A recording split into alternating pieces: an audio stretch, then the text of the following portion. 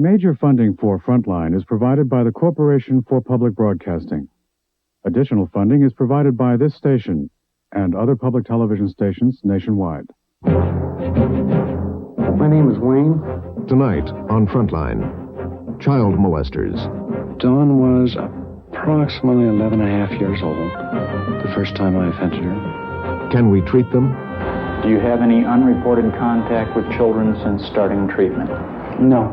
Can we control them? When I'm aroused by kids, I wear a rubber band and I snap it. Sure, yeah, I'm a threat to the community. Tonight on Frontline, men who molest.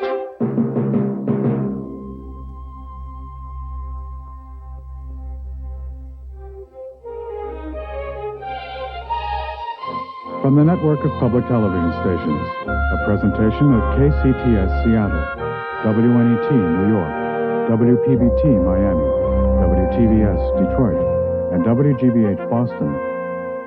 This is Frontline with Judy Woodruff. Good evening. The victims suffer in silence, alone, afraid, often preyed upon by those nearest to them. A father, a brother, a close neighbor. Finally, we have begun to hear from them. They have begun to talk, and we are beginning to grasp the scale of this crime. We are beginning to talk openly about what can be done. As a result, over the past year, there's been a 35% increase in reports of child sexual abuse. 40 new laws have been enacted by state and local authorities to protect children. Tonight on Frontline, the other half of the story, the child molesters. Who are they? And what can we do about them? Astonishingly, experts estimate there are at least 4 million of them, and they do not fit our stereotypes. Almost half of those guilty of incest also molest children outside the family. Many also commit adult rape, and they come from every social background. Tonight, you will hear from the men who molest. And please, a warning. Child sexual abuse is impossible to examine honestly without explicit language and shocking facts. We urge parents to use discretion if there are children watching. Our film is called Men Who Molest, directed by Bobby Berleffi, produced by Rachel Lyon, and co-produced by Mary Lynn Earls.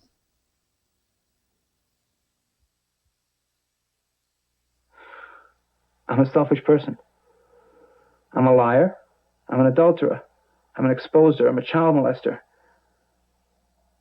I'm all those things.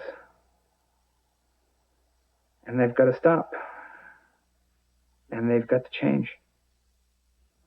Alan molested his 6-year-old daughter Amy for 5 years. When it started, she was just a baby. She was just over a year. And I saw her, and I was aroused by her nakedness, by the touch of her skin. So I figured she's not going to know what's going to happen. So I just caressed her. And that felt good. And so I said, well, she's not going to know what's happening. So I continued to caress her body and started touching her vagina. I'd touched her before in changing her, but now I was touching her because it gave me pleasure. But when we first had Amy, he was very happy. Just couldn't get enough of her, in terms of just being with her and holding her and being with me and going out together. And then after a while, it just kind of started tapering off. Sometimes I'd do it when I knew my wife might catch me. I don't know why. It might have been just the excitement of the possibly being caught, because it made it more exciting. One of the reasons I molested the child is because it was wrong, and the wrongness made it exciting. Because it was wrong, because it was... you could get caught, you could be in trouble. I added excitement to it. And I wanted that pleasure. Alan mentioned that he had thought of touching Amy. And, of course, that hit me like a ton of bricks. But I just thought that maybe this was just a passing thought and that he wasn't going to take up on it. And finally, I promised her I was going to stop. Promised her I was going to stop. And I tried staying away from her a couple of weeks. A couple of weeks later, I brought her upstairs and I started undressing her, starting molesting her. And she struggled. She was frightened now. She was always frightened, but now she was really terrorized. And I was about ready to start forcing her. I mean, pinning her down, spreading her legs, forcing her. And I stopped. And that's the only time that I molested her when I didn't have an orgasm. Because I was frightened that she was going to tell now, because she was scared. Amy didn't tell, but the next-door neighbor, Cheryl McIntyre, overheard Amy saying something while playing with her best friend, Cheryl's daughter. About a month ago, Amy said something. I don't really remember what it was, but it was like she said something and caught herself saying it and stopped. And when I tried to pursue it, she would say things like, if she told her daddy would go to jail, she would get more spankings than she's ever had. She would be in big trouble. And the more I tried to pursue it, she started to cry. And so I kind of tried to drop it there. But Cheryl persisted, until finally, Amy told her the whole story. Then I called the Child Protection Agency to report it to them. Children's Protective Services, Joy Perkins speaking. May I help you? Joy Perkins took the call. In Seattle, as in every major city, Children's Protective Services is the agency which investigates reports of sexual abuse. While a police detective questioned Alan, Joy Perkins had to decide whether Amy should be taken out of the home and placed in foster care. The neighbor told me exactly what the little girl was saying about the humping, about what father was doing, about how it would hurt sometimes when daddy would touch her, how he would say after he touched her he was sorry, he would never do it again, but he did do it again and again. And so at that point, we knew we had to do something and do it quickly. And the only thought that was in my mind was, what were they going to do with Amy? Were they going to take her away from me? What was going to happen to her? And how dare they do this to me? How could they take her away from me? Against my will, almost. And I guess that thought was more prevalent than the thought that she had actually been abused, because I didn't want to face the thought that she'd been actually abused. We called in the alleged offender, who was the father of the child. When he came in, one of his first words was, "I'll do anything if the victim is allowed to stay with her mother." At that time, Detective Burkholder told him then if he left the home, the victim would be allowed to stay with mother. He agreed to this. We gave him about an hour or so to go home, get his clothes, get out of the place. Then mother went home with the child. Alan's case is typical. Almost always, the offender knows his victim well. He is often a father or stepfather. Incest has long been considered a family problem, not a crime. Now authorities are facing the question of what to do with a growing number of offenders like Alan. I might go to jail. The maximum sentence is 5 years. But I'm looking at a realistic possibility of going to jail for 90 days without work release, 90 days inside of jail where they don't particularly like child molesters. It's a very real possibility. And, of course, the maximum is real, too. I'm scared out of my mind. I'm scared. It will be months before Alan sees a courtroom, let alone jail. When his case does come to trial, the judge will have to decide whether he is a criminal who must be punished for his crime, or whether he is mentally ill, a sexual addict who, like an alcoholic, must get treatment in order to control himself. It is not an easy decision. Judge Roselle Pekelis. We are, of course, appalled most of us. Even some offenders are appalled at themselves and at other people who commit these crimes. Burglary, for example, which we would certainly not commit and not condone, does not make you feel sick to your stomach the way the average person feels about this crime. And one hears suggestions, if one were to call in spectators as a judge and ask for suggestions for punishment, I doubt that we would responsibly use any of the options that they would volunteer. So we have a crime that is very different from crimes of property and even other violent crimes against adults. We live in a culture, hopefully, that worships our children and wants to protect them and care for them. On the other hand, we, or perhaps because of this and because the victims are so often related to the offender, we feel that we'd like to deal with this in a humane way. We have absolutely conflicting views and reactions to this crime. Long before his trial, Alan's lawyer urged him to enroll in a treatment program for sex offenders.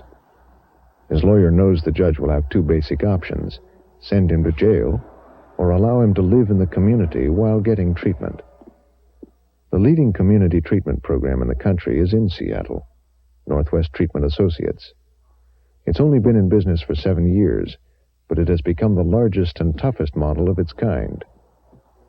Regarding your history of sexual deviance, have you now told Northwest the complete truth about that?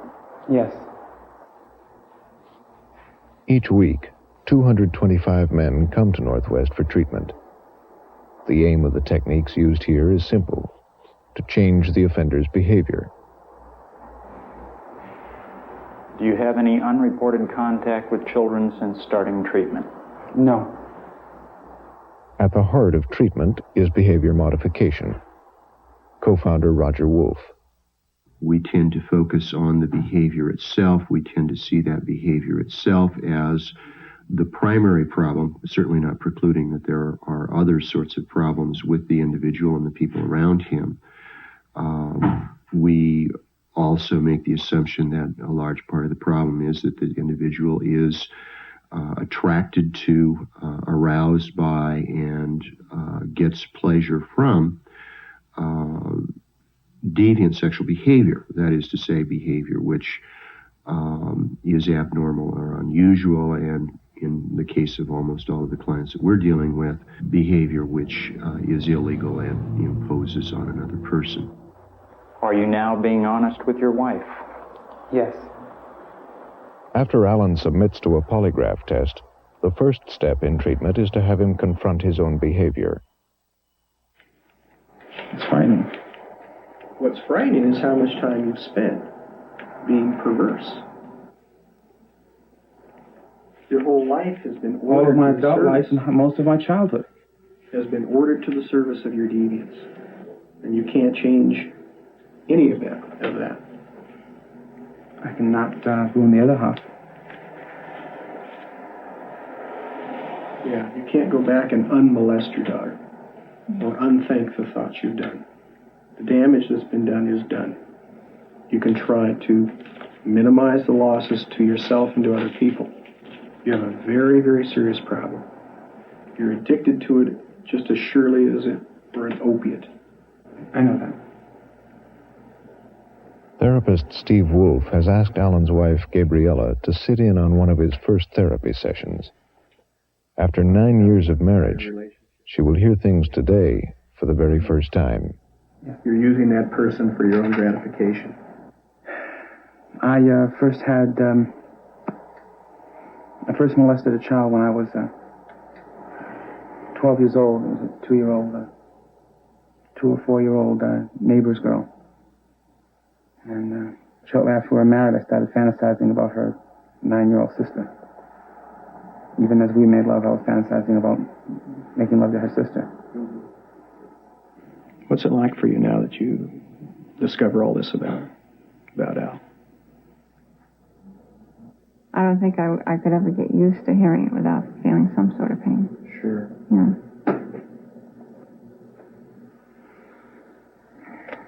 I'm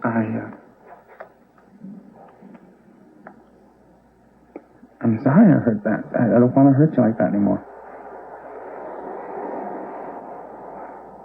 I don't. I want to. I'm trying to think of people as people.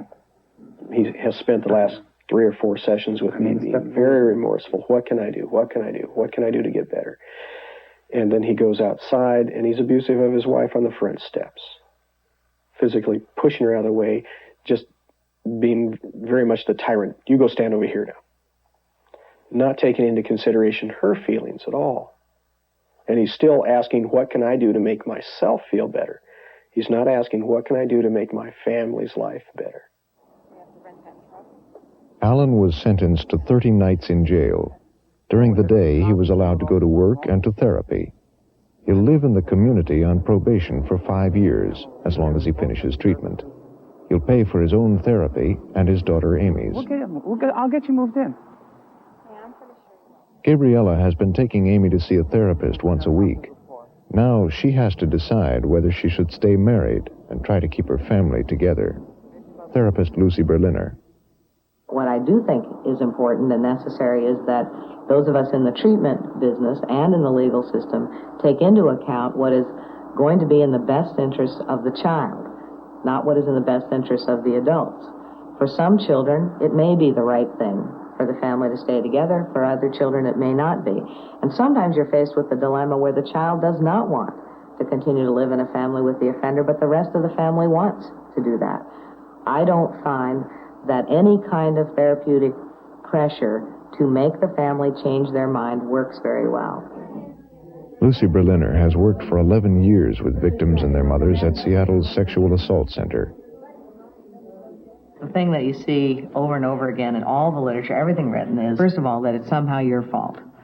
If not totally your fault, at least partially your fault. That you knew about it when it was going on and didn't do anything to stop it, that your children or other children told you about it and you didn't do anything to protect them, or that something about your relationship with the man caused him to turn to children. So for starters, I was wondering if how many people here knew that their partners were molesting children while they were doing it. My ex-husband sexually molested our 3.5-year-old son on visitations, and I would resent very much anybody saying that I knew that that was happening and hadn't acted on it. I do, and it was funny because the sobbing and the crying at night I attributed to the tearing emotions of a divorce. I had no idea that there was anything else going on.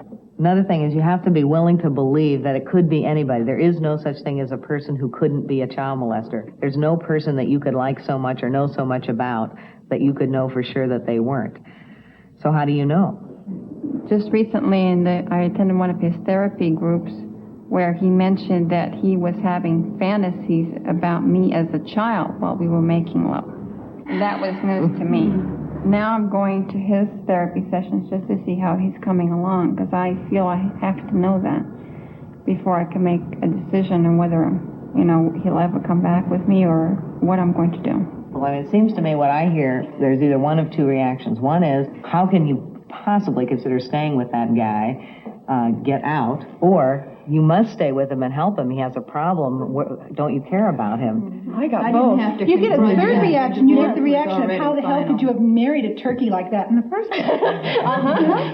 It's no joking matter. It shapes your confidence in your ability to choose human beings. That's right. And what you need to realize, and what's taken me 6 months, a year, is to think, you didn't know that when you chose him.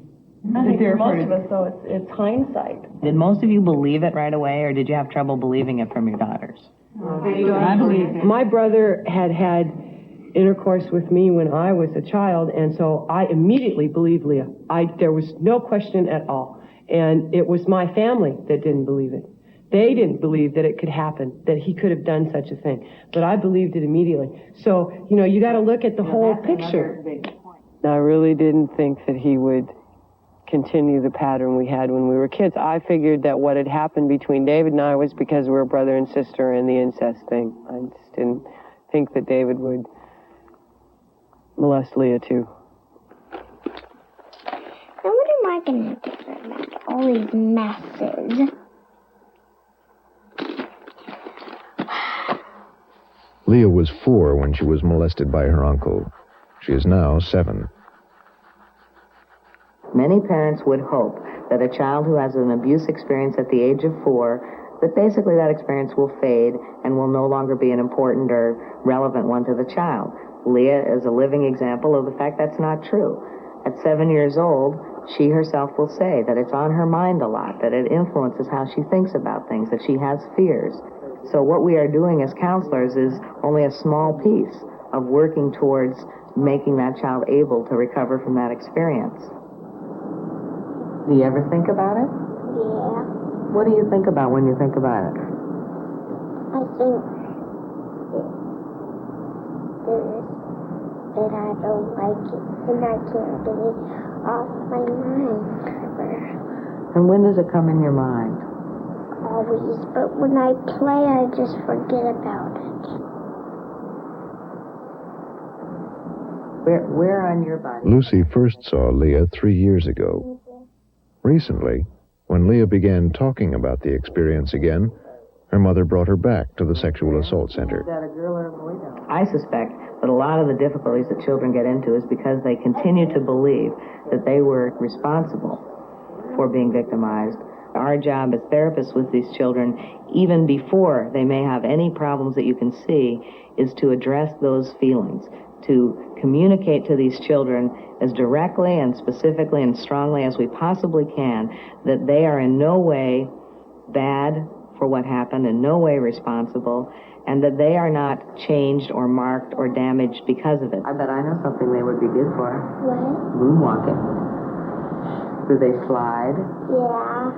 So that Lucy has had great success in getting Leah to express her feelings to the dolls. Now her goal is to get Leah to express those feelings to the real people involved. What are we going to talk about? Going to talk about what happened to you a few years ago? Yeah. Who was the person who did that to you? My brother. And what do you call that guy? The fatso. The fatso. Do you remember what part of his body that he touched you with? He put his pee-pee right there. Right in the hole? Yeah. Did that hurt you? I don't know. Hard to remember that far away? Yeah. You know where Fatso is now? In jail hospital. Right, he's in the jail hospital. I did something that caused myself to lose my freedom, my rights as a full citizen, because I took the rights of somebody else. I abused the rights of somebody else. This is Leah's Uncle David, Fatso. Northwest decided he was too dangerous to be in the community. At the state mental hospital, he refused treatment. Now he's in prison. I accept the fact that I did something wrong. What if I pretend that this is Fatso? What would you want to say or do? Maybe there's something you'd like to do to him. My mommy, here's me. Okay. Then I go, hi, Fatso. That's what you'd like to do to him? That sounds like a pretty good idea. Kick, kick, kick. That's another thing you'd like to do. Punch him in the stomach. And punch him in the And stomach. slap his face, slap, slap, slap, slap. And then twist his arms back. So you kind of have a mad feeling, huh? And go,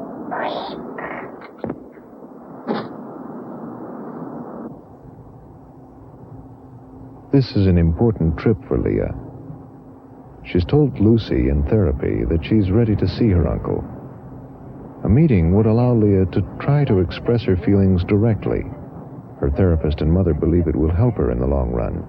It won't be easy. It's been 3 years. I'll tell you what, I just hope that Leah can talk to him as candidly as she has so far, and that she can, because I think hearing it from Leah and hearing Leah say it to him is going to make him feel a lot more guilty than me. You got to start from the point of view that this is an untreated sex offender, not a treated one. To me, it doesn't really matter so much what is said. It's more important that she get that feeling from it and that you get that feeling from it, so he doesn't... In a way, that makes you guys survivors rather than still being victims.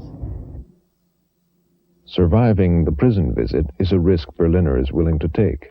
There are things that Leah has going for her, which is she has a very supportive relationship with her mother. She's able to talk about her experiences. She has a pretty clear sense of who was responsible and who wasn't.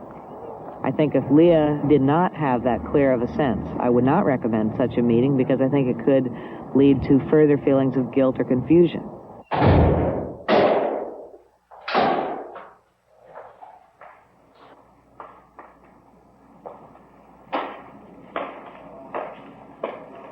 You're smoking. Never seen you smoke before.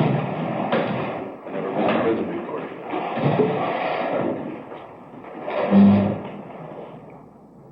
How are you? This is your friend? I'm Lucy Berliner. I'm a counselor at the Sexual Assault Center. Hello. Can I say something to you? I'm really sorry. I'm sorry. Is there anything you want to say to him? One of the questions that Leah and I had talked about, that she had wondered about, was her own question to herself is, why did you do this to her? You were a grown-up, but she was a kid.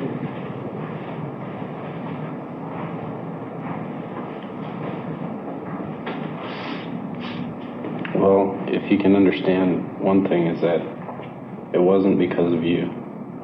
It wasn't anything because of anything you did or said. I was very sick. Honey, I know this is hard on you. But try to remember what you were going to ask. Because we're all here. It's okay. Did you listen to what he said when he said it wasn't your fault? Mm-hmm. You believe that? Whose fault do you think it was?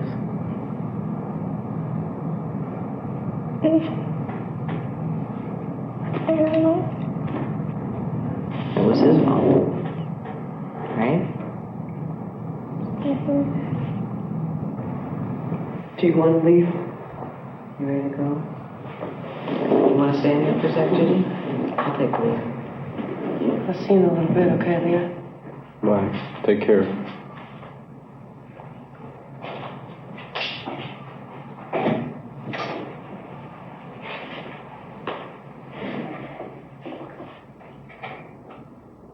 When you were doing that to her, how did she react? Didn't she try to make you stop? Well, a couple times she said no, and then I stopped. What did you tell her to keep her mouth shut? You know how long it took that little girl to tell me after you moved out? I mean, I thank God that she had the strength to tell me. Well, I never threatened her. What did you say to her? Do you realize that the doctor said that her hymen was torn? Which means you actually tried to. Did you? Then how did it get ripped? If it wasn't you, who was it? I don't know. All I can say is I know what I... You never tried to enter her, David? Did you use your fingers? I was pretty far gone, but I wasn't that far gone. What I did was bad enough, but it wasn't bad.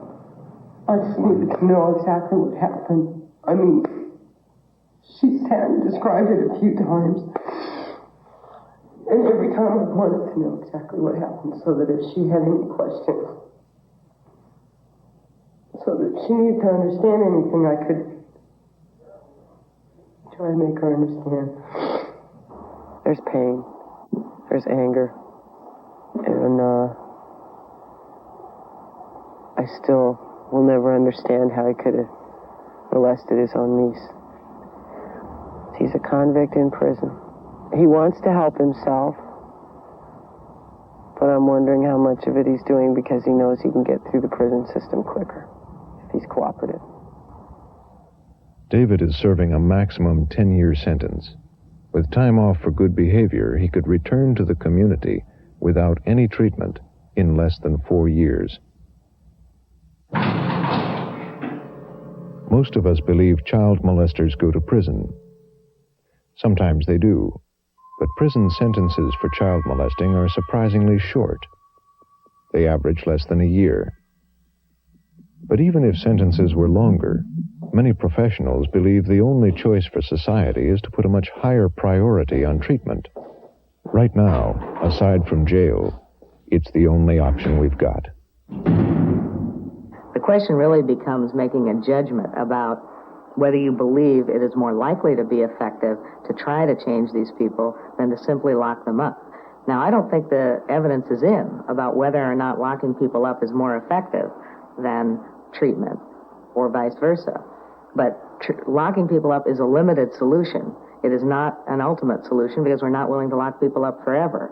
So the reason we make the judgment choice to try treatment is because we have to hope that treatment will have a more beneficial and long-term effect than simply the punishment of removing the person from society for a limited period of time. The value of community treatment versus locking them up in a prison or institution, one is fiscal. The cost of providing intervention in the community is less. The structure of our legal system doesn't allow for all offenders to go to a locked situation or a confined situation. Therefore, they're going to be in the community and treatment needs to take place. We're all criminals. Every single one of us. We violated the law. Who are you talking about, we? The members of this group. And what The group session is the basic therapeutic tool at Northwest Treatment. criminal behavior? What society expects in order is probably A, for a sexual offender, especially against children, is A, capital punishment, B, castration, or number 3, prison. Probably in that order of priorities. That's the message I get. Do you think it's criminal? Do you think that your behavior is just like that of a burglar, a robber, a forger? Or are you considering yourself more like a dope addict, an alcoholic?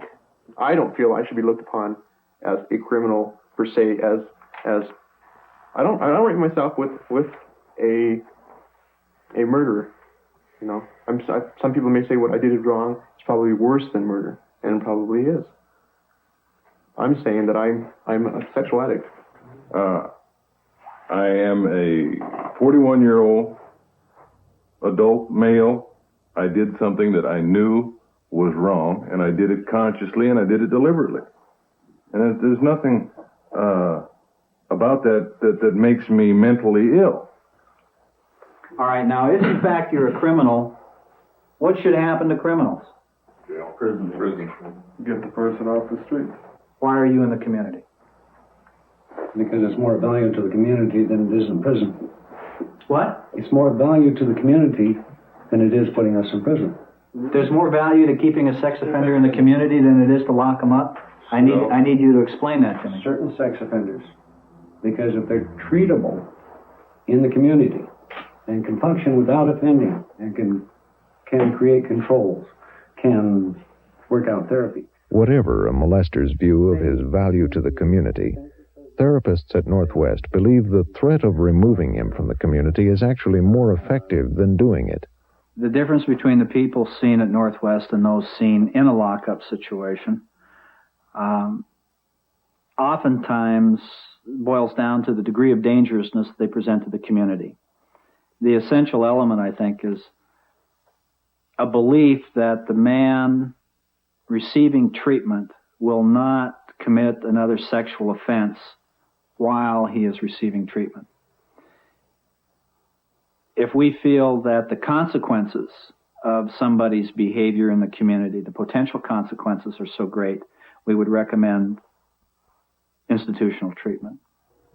Speaking of my father, in the summer, when we'd visit my uncle and his family and go on a picnic. In group, many offenders reveal for the first time that they were victims. While it may be a partial cause for continuing abuse, victimization is not considered by therapists to be the main cause. Most offenders, though, do come from disturbed or broken families. He raped my sister, 2 years older than I, and molested my sister, 3 years older than I. And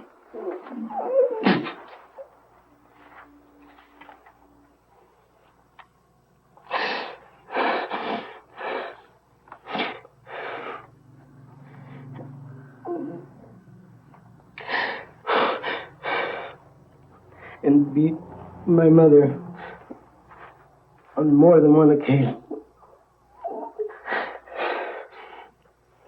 The cloak of the sex offender is the secrecy. And in the group process, that secrecy is broken down. They become public, probably for the first time. My name is Verge. I'm a child abuser, child molester, child rapist. Individuals in group can avoid dealing with issues by lying. And lying to one individual is much easier than lying to 10. Lying to somebody who has not engaged in the behavior is easier than lying to 10 people who all know what the behavior is. The greatest experts in sexual deviation are the offenders. My name is Wayne. I'm guilty of finger raping my daughter vaginally. Borrowing a technique from Alcoholics Anonymous, offenders begin each session with a layout, a recital of their crime. Wayne molested his daughter Dawn for 2.5 years. Dawn was approximately 11 and a half years old the first time I offended her. What happened was my daughter was standing, bending over a table in a thin nightgown negligee type. I was sitting in a chair, and I was sitting there saying to myself, gee, it never hurt to look. No one's going to be hurt by it. My thoughts never hurt anybody, and all the rationalizations. And then I took it out of the thoughts and put it into actions. I rose from my chair and walked over, and I put my hand between her legs. When he started doing this, I crawled into my own world. I really didn't play with anybody, or I didn't go and do things with anybody. Especially in 6th grade, I'd go and hibernate in my bedroom. I'd come from school, lock myself in my bedroom. I had absolutely no idea that there was any molesting going on. Sherry has been Dawn's stepmother since the time Dawn was an infant. But Sherry and Dawn were never close, and Dawn had no one to turn to.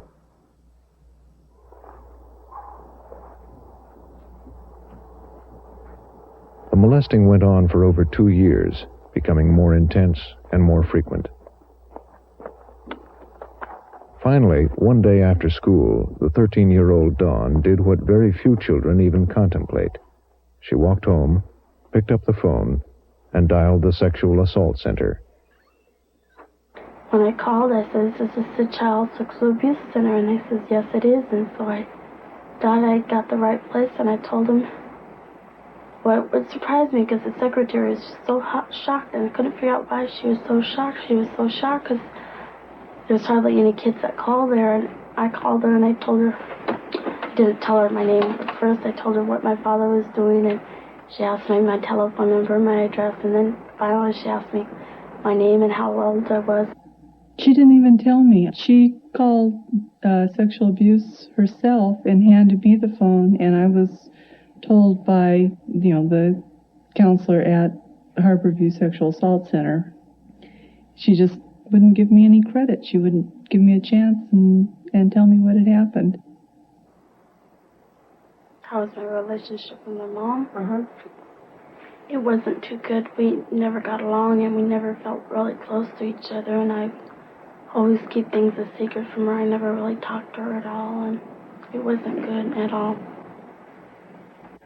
All I can remember is just feeling like I had to run, just to get out of the house, to get away from him. That afternoon, Sherry took Dawn and fled to her sister's. When Wayne came home that evening, he came home to an empty house. He knew he'd been caught. In February, I went before the judge. I was sentenced to 60 days in jail, 5-year deferred sentence, mandatory to complete a therapy program, 2 to 3 year therapy program, no contact with minors without adult supervision approved by Northwest Treatment. She resists. Tell myself a little resistance is part of the game. Tim Smith is Wayne's therapist in individual sessions. Wayne's been in therapy for 9 months. That's what these tapes do. They bring up all kinds of things from your past. It's a never-ending learning process. The difficulty with Wayne will be long-term adjustment. He is doing well in treatment right now, to the point that he is being responsible. He's following guidelines. He appears to be honest. His arousal system's coming under control. The feeling back and forth. When you get into more intense physical descriptions, your fantasy gets different. You quit floundering because you go back to what you're used to. The offenders at Northwest pay for their own treatment. But before society invests more in programs like this, how effective are they? As far as the quality of treatment or the efficacy of treatment, I think that there's a heck of a lot to be learned. This is a field that's pretty much in its infancy. The whole field of looking at human sexual behavior maybe dates back to Kinsey, which is only 30 years ago. And if you look at the things that we believed 10 years ago and the knowledge that we have now, there's just been incredible strides. And, hopefully there is going to continue to be the kind of basic research support to keep getting more refined and more effective in terms of treating this population. One of the things we do is a partner alert list. And a partner alert list has to be given to anyone you relate to that has children. We make excuses for offending, like they were a victim, like they lost their job, like their adult relationships are not satisfactory, rather than focusing on one of the primary components, and that is that it's pleasurable. And being pleasurable, it's repeated. And then when it's repeated often enough, it becomes habit. And when it becomes habit, the need for that increases. And then you have a compulsive sex offender. I did see Sister quite a bit. The latest technique in behavior modification used at Northwest has the molester reenact his crime with a mannequin while a therapist videotapes. Tell her why it's okay. It's okay because you're young and you won't remember. I'm your uncle. I think you should trust me. Afterwards, he'll see his behavior on the videotape. Now tell me, how does a 7-year-old feel anyway? Small. Why don't you just Offenders are able to reconstitute their behavior if they continue to bombard themselves with the stimulus. Behavior modification serves a function. It allows the individual to interrupt thought processes long enough to rethink and restructure his thinking relative to his sexual offending. I'm not going to screw her. Why? Well, because if I screw her, then I'm molesting her, and I don't feel like I'm molesting her if I don't screw her. She's a virgin, and I don't. The result of the procedure is it seems to just blow away their rationalization system. It becomes very difficult for them to justify or rationalize the behavior. They can see the hollowness of, what they're telling themselves, the falsity of it, by being able to objectively look at their behavior that way. I feel like shit. Watching it is even harder.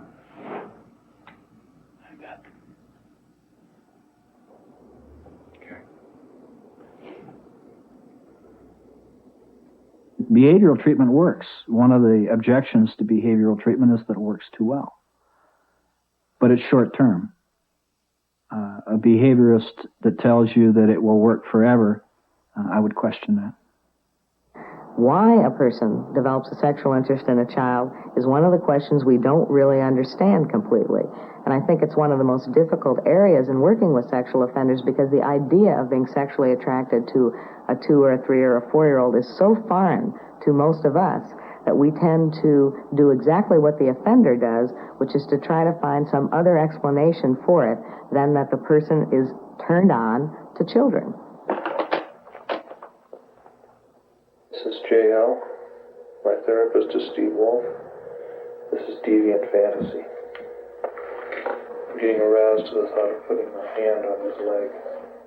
Jim is a pedophile. He's attracted only to children. He's confessed to molesting more than 30 victims over the past 20 years. I'm with Michael. He's 9 years old. All he's wearing is shorts. I'm roughhousing with him, touching his smooth skin. It feels soft. I can smell his little boy body. Jim's an interesting case. He presents probably one of the most robust patterns of sexual deviance that we are working with in community treatment. He's making some progress, which is not to say that if he left treatment today, that within about 3 or 4 weeks or a month or 6 months or a year, he wouldn't be back to the level he came in. But right now, while he's in treatment, he's under better control than he was. Jim followed a pattern common to pedophiles. After an early sexual experience, for Jim, when he was 12, there was a long dormant period until he reached his 20s. Then, while living communally in a house he built with friends, Jim began to molest their children. In terms of my molesting kids, there were things that I could do that one would not do in a more traditional setting, or it wasn't questioned very much that I would shower with the kids. It wasn't questioned very much that I would sleep with the kids, or even that I would sleep with them without my clothes on.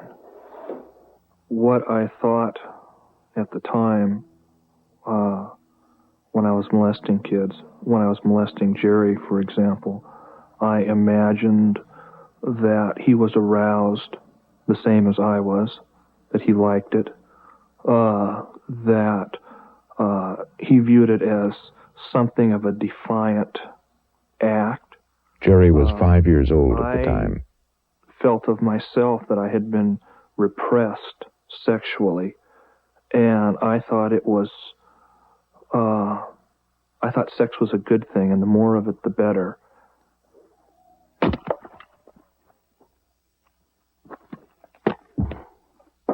Years after the house disbanded, Jim was arrested for a minor sex offense. His friends were shocked. Some were furious. Others urged him to get into therapy. The court sent him to Northwest, where he confessed to many victims, boys and girls. I think a little girl's body and a little boy's body are real similar. They feel the same. The skin is the same. They smell the same. The only thing that's different is their genitals, which is not very important to me. Jim is considered a high-risk offender. He goes to Northwest twice a week, but meanwhile he is in the community, constantly confronting his sexual addiction. When I'm aroused by kids, I do a variety of things. I wear a rubber band and I snap it. I carry an ammonia bottle with me and I take a sniff off of it. When I see a kid on the street, I get aroused at a distance. And sometimes, I don't know if it's just that I'm more aware of it now, but I feel like I'm more aroused now than when I started Northwest. What do you expect them to do? What do you expect this to be magic? No, I don't expect it to be magic, but I've been here for a year. Mm-hmm. I've done a lot of the one-to-one stuff, and it seems like my impulses are stronger now than when I came. All right, now we have an issue with someone who says, my impulses are so strong that I can't control them. What should we do about that? You know, maybe he needs to be locked up for a while. In a place like Western State. You know, that scared me. How close are you to reoffending? Or do you even know? No, I'm not. Well, where are you on that pattern? Right now? Right now. Second. There are things that we aren't doing yet that hopefully will be more successful than the things we are. I think we're trying to do the things that we know have some impact. We're using them and we're trying to have impact. I would hope that we'll continue to learn, that we'll develop new techniques and strategies and interventions that will work better than the ones we're using now.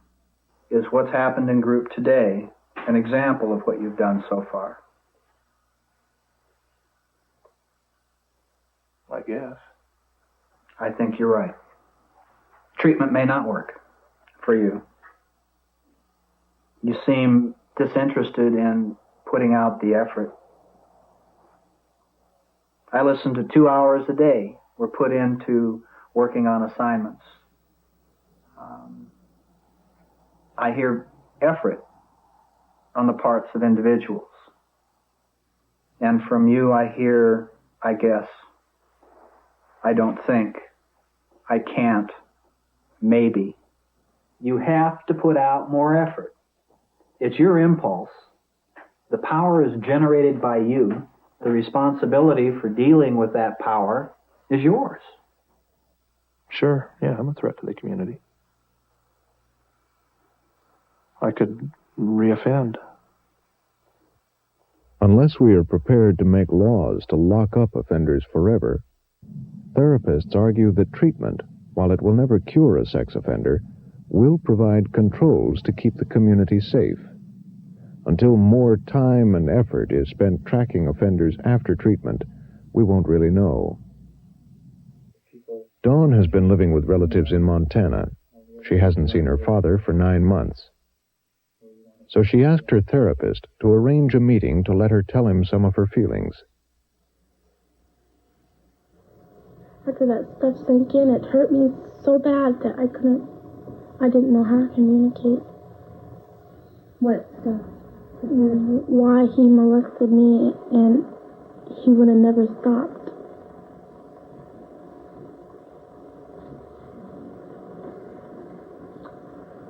And there's the wedge she drew between me and my mother.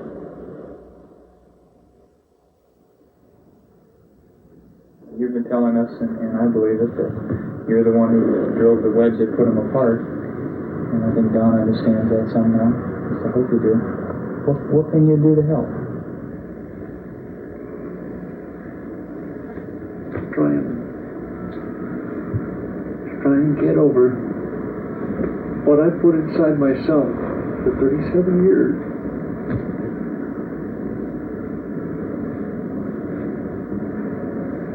I don't want it there.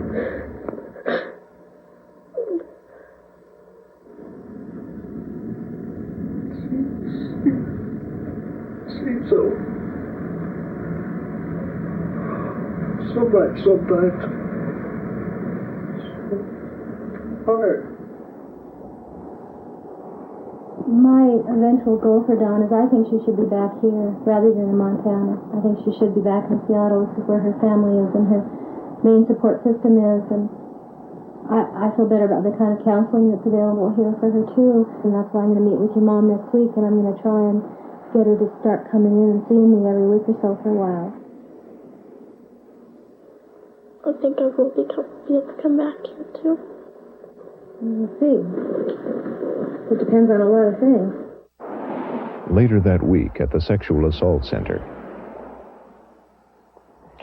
So today Dawn is living in Montana. Right. With relatives. Mm-hmm. And you and Wayne are divorced? Will be soon. Do you see any possibility at all that Dawn might be able to come back and live with you someday? No. Mm-hmm. What will happen with Dawn?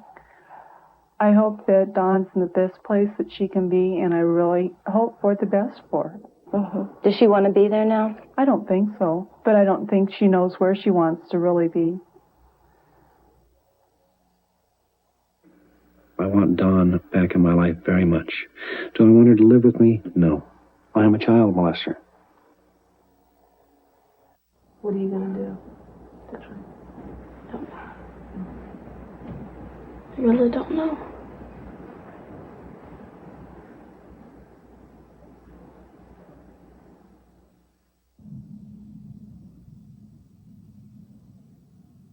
We have begun to understand the damage done to victims and to families by child molesters.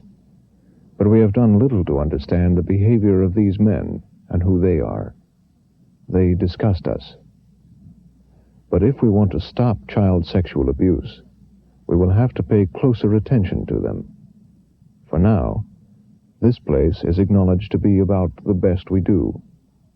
It is only a beginning.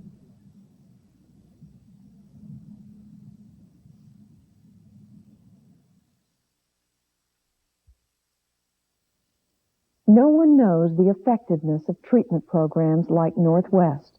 There have been no long-term follow-up studies. Even though the Justice Department has called child sexual abuse perhaps the least understood and most poorly handled crime by our communities, mental health, and criminal justice system, there have been no national studies of the more than 200 different programs for adult offenders around the country. One final note. We want to acknowledge Leah and Dawn's courage. In talking about what happened, they are helping all of us to understand and deal with this crime. And they are helping shift the stigma about child sexual abuse to where it belongs, on the child molester.